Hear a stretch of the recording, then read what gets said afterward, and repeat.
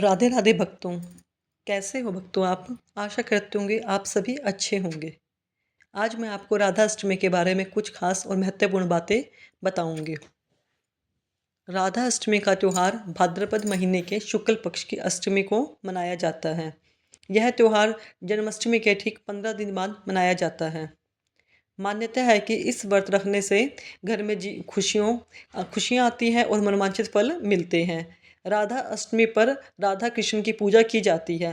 राधा अष्टमी पर व्रत रखने के लिए सुबह स्नान करें, सूर्य देव को जल अर्पित करें।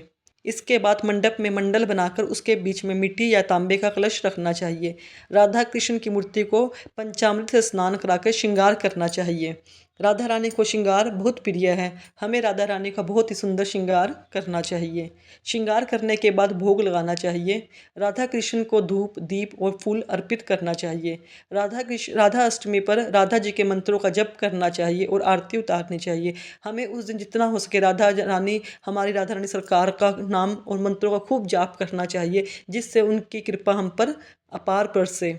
आरती के बाद सभी प्रसाद का वितरण करें। मथुरा, वृंदावन, बरसाना और नंदगांव में राधा अष्टमी का त्यौहार खूब धूमधाम से मनाया जाता है।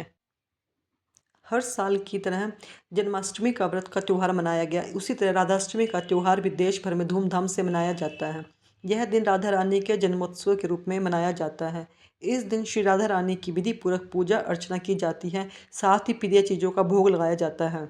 जैसे कि राधा रानी को अरबी की सब्जी बहुत पसंद है। इसको हम दही के साथ भी बना सकते हैं या सिंपल अरबी की सब्जी भी बना सकते हैं।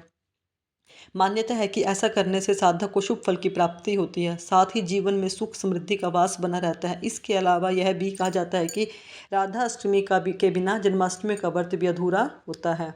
कब है राधा अष्टमी? राधा रानी के भक्तों के लिए राधा अष्टमी सबसे महत्वपूर्ण त्यौहार है। राधा अष्टमी श्री कृष्ण जन्माष्टमी के 15 दिन बाद मनाई जाती है। हिंदू वैदिक पंचांग के अनुसार इस साल भाद्रपद शुक्ल पक्ष की अष्टमी तिथि 10 सितंबर मंगलवार को 11:11 से शुरू होगी और इस तिथि का समापन 11 सितंबर बुधवार को रात 11:46 पर हो गया। उदय तिथि के अनुसार राधा अष्टमी का पर्व 11 सितंबर दिन बुधवार को मनाया जाएगा। क्यों है राधा अष्टमी के बिना के जन्माष्टमी के बिना राधा अष्टमी का व्रत? मान्यता है कि राधा अष्टमी के व्रत के बिना जन्माष्टमी का व्रत अधूरा माना जाता है। इससे जुड़ी एक पुरानी कथा है। भाद्रपद के शुक्ल पक्ष की अष्टमी को वृषभानु की पत्नी कीर्ति ने राधा को जन्म दिया था।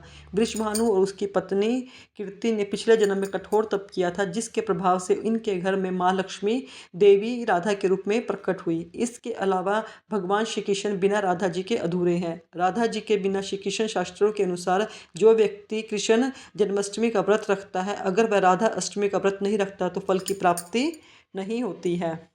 राधा अष्टमी का व्रत बहुत महत्वपूर्ण है। पहले सखी हमें भी नहीं पता था कि राधा अष्टमी का व्रत क्या होता है, पर जैसे जैसे हमें जानकारी मिली पर राधा अष्टमी का व्रत हम सबको रखना चाहिए। जैसे माँ वैष्णो के दर्शन के बिना माँ वैष्णो के दर्शनों के साथ हमें भैरव बाबा के दर्शन करने चाहिए, उसी तरह हमें कृष्ण जन्माष्टमी के व्रत के साथ राधा अष्टमी का व्रत भी करना चाहिए। कृष्ण जी का जन्म रात्रि में 12 बजे हुआ था, वही राधा रानी का जन्म दिन में 12 बजे हुआ था। कुछ जन इस व्रत को 12 बजे तक भी करते हैं। आइए जानते हैं राधा अष्टमी व्रत का महत्व। राधा अष्टमी का व्रत के साथ राधा रानी के श्री कृष्ण की कृपा प्राप्त होती है। मान्यता है कि इस दिन राधा रानी की सच्चे मन से पूजा करने से वैवाहिक जीवन में खुशियां बनी रहती हैं।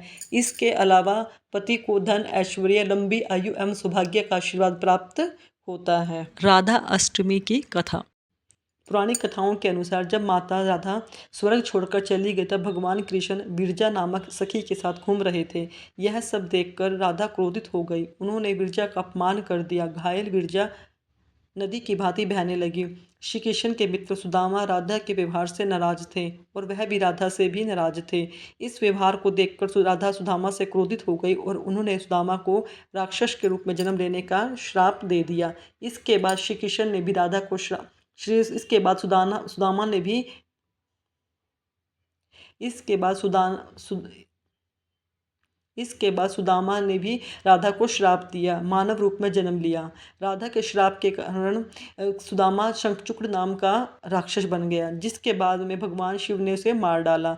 सुदामा द्वारा दिए गए श्राप के कारण राधा जी को भी मनुष्य बनकर पृथ्वी पर आना पड़ा, भगवान श्री कृष्ण से अलग होना पड़ा। कुछ पुराने कथाओं से में कहा जाता है कि भगवान विष्णु ने कृष्ण के रूप में जन्म लिया था, जैसे उसकी पत्नी लक्ष्मी जी राधा के रूप में पृथ्वी पर आई थी। ब्रह्मवृत पुराण के अनुसार राधा जी श्री कृष्ण की सखी थी। उनका पृथ्वी पर राधा जी का विवाह रायण नामक एक वैश्य से होगा, जो वास्तव में श्री कृष्ण का अंश अवतार होगा। इस प्रकार राधा जी और श्री कृष्ण जी ने पृथ्वी पर प्रेम और बिछोह का अनुभव किया। राधा के पृथ्वी पर जन्म की कथा के एक अन्य रोचक घटना भी घटित होती है।